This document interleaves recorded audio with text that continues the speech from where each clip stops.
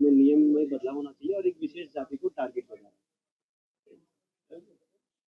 जिस प्रकार का नियम आया है उससे तो स्पष्ट रूप से लगता है, जद्दब की बात कही गई है कि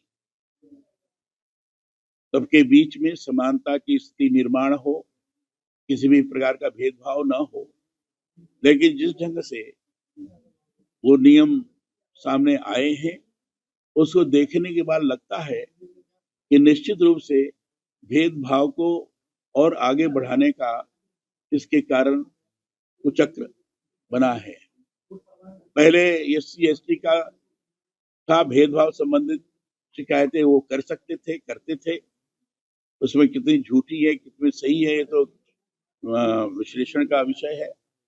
लेकिन अब साथ साथ OBC को जोड़ा गया है तो स्वाभाविक रूप से लगता है कि फिर बाकी के सब लोगों को क्यों न जोड़ा जाए। किसी के साथ भी भेदभाव हो, चाहे कोई भी हो, चाहे सवर्ण हो, चाहे OBC हो, चाहे SC ST हो, किसी के साथ भी भेदभाव हो तो शिकायत करने का अधिकारी है, कर सकता है शिकायत।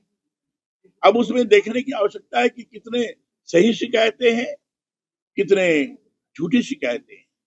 अगर झूठी शिकायतें की गई हैं तो उनके विरुद्ध दंडात्मक कार्रवाई भी होनी चाहिए, क्योंकि नियम के अंतर्गत ये प्रावधानित नहीं है। झूठी शिकायतों के खिलाफ कोई दंड का प्रावधान ऐसा नहीं है। हमारा कहना है झूठी शिकायतों के खिलाफ भी दंड का प्रावधान होना चाहिए। तो ये चीज नहीं है, हमारा कहना है ये होना चाहिए। ये बात है, इस बात से प्रभावित होकर ये चीज की गई है कि पिछले बार, क्योंकि ये 2012 में भी इस प्रकार का नियम आया था, गाइडलाइन आई थी और उसके अंतर्गत ये तो था कि शिकायतें जो आ रही हैं उसमें बढ़ोतरी हुई है और 2019 से लेकर 2023 के बीच में जो बढ़ोतरी हुई है 118.4% की बढ़ोतरी हुई है। लेकिन जो विद्यार्थियों की संख्या है उनके अनुपात में बढ़ोतरी देखें तो बहुत कम है, नहीं के बराबर मानी जाएगी। लेकिन निवारण समिति ने कहा है कि इसमें ज्यादातर शिकायतों का निस्तारण कर दिया गया है। लेकिन जब उससे पूछा जाए भाई इसमें झूठी शिकायतें कितनी है, जो शिकायतें आई हैं इसमें झूठी शिकायतें कितनी है, उसका उसमें कोई विवरण नहीं है।